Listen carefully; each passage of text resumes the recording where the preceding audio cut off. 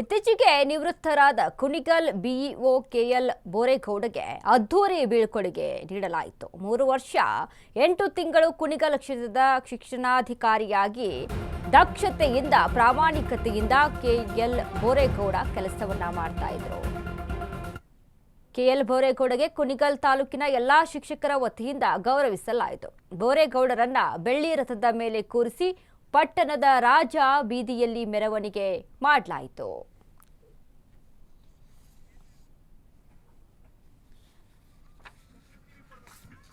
ಬೋರೇಗೌಡರ ನಿವೃತ್ತಿ ಜೀವನ ಸುಖಕರವಾಗಿ ಇರಲೆಂದು ಹಾರೈಸಲಾಯಿತು. ತಾಲೂಕಿನ ಶಿಕ್ಷಕರು ಸೇರಿದಂತೆ ಸುಮಾರು 1,000ಕ್ಕೂ ಹೆಚ್ಚು ಜನ ಇದಕ್ಕೆ ಸಾಕ್ಷಿಯಾದರು. ಕಾರ್ಯಕ್ರಮದಲ್ಲಿ MLC DT Srinivas, YH Huchchaiah, CPI Madhyanaik, DDPI Manjunath ಸಹ ಶಿಕ್ಷಕರ ಸಂಘ ಅಧ್ಯಕ್ಷರು ಹರೀಶ್, ದೈಹಿಕ ಶಿಕ್ಷಕರ ಸಂಘದ ಕಾರ್ಯದರ್ಶಿ ಹೇಮರಾಜ್ ಸೇರಿ ಹಲವರು ಬೋರೇಗೌಡರಿಗೆ ಶುಭವನ್ನ ಹಾರೈಸಿದರು.